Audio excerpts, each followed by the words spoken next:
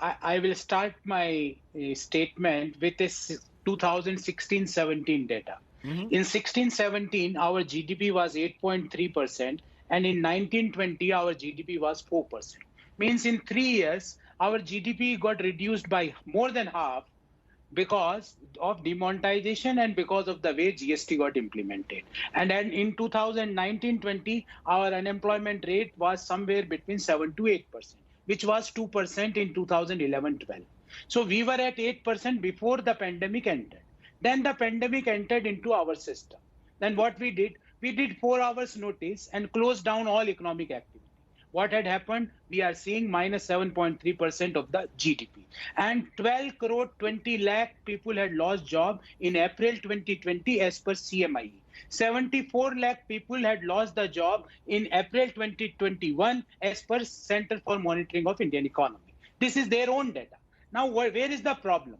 Problem, Rajdeep, is of the capacity utilization. If you see the capacity utilization of our manufacturing sector for Q1, Q2, and Q3, it is at 59%, which was 78% in 2013 and 70% in 2019, which is right now at 59%. Now you are saying how jobs will be created. It is about the jobs are bound to be gone because our capacity utilization of manufacturing is only 59%. No, but you have to now, accept that we've gone through a lockdown which was necessary. We can dispute whether the lockdown had to be at 4 hours notice or not, but there's a general consensus across the world that you needed a lockdown to break the chain. Across the world, economies have declined. Gourav Vallabh, let's be honest. It's not as if India is the only country that's been hit. Okay, Rajdeep, my question is very simple. I think that why Bangladesh, please, sir. My answer is very simple, Rajdeep. Why Bangladesh, Myanmar, China, Bhutan, Vietnam, Nepal, Pakistan, Indonesia, South Korea, Lanka, Malaysia, Thailand, 142 countries are doing better than us in the world? The COVID had affected every country of the world. Why out of 194 countries, 142 countries of the world are showing a better GDP numbers? Because we had reduced our GDP by more than half because of demonetization and the wrong way of implementation of GST. Then come the 4-hour notice lockdown, and then Rajdeep, when the entire world was vaccinating, what we were saying, the self-obsessed leader came out and said, "Jeet gaye jang, badhai ho, Corona ko hara diya." And what we had seen, now the second wave is not Corona wave. I will call this as a government failure wave. Okay. Because government was not able to vaccinate. That is the reason we are in second wave.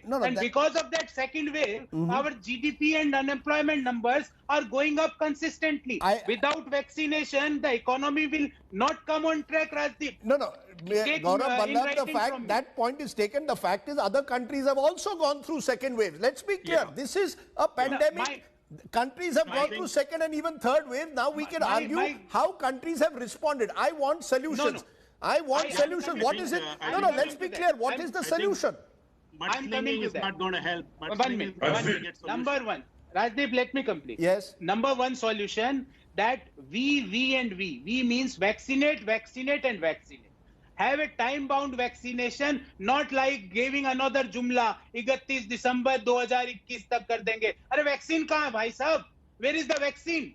The China is vaccinating every day, 1.5 crore people, doses per day. We are vaccinating on an average 15.5 lakh doses per day. This is number one. Number two, Rajdeep, our GDP is a consumption-driven GDP. 60% of our GDP contribution comes from the consumption. You have to increase consumption. For that increase in consumption, you have to transfer money not only in the lower income group of the society, but also to the middle class people who are losing jobs year after year, month after month, day after day. 74 lakh people had lost the jobs in April 2021. And April 2020. No, so how would you? No, 1 minute. You're talking of an unemployment dole. You're talking now of an unemployment dole. Is it that every Indian who has lost a job gets some benefit from the government? I am saying that you have to transfer new money in the hands of the people, including the people who lost the job. Okay. America, why America was able to come out, Rajdeep? Because they had declared one-time direct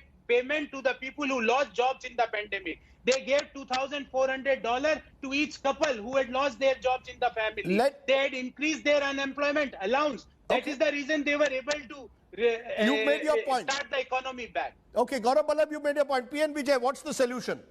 Yeah, I think we should not get too carried away by other things. First is, I think, Rajdeep, let's look at it this way.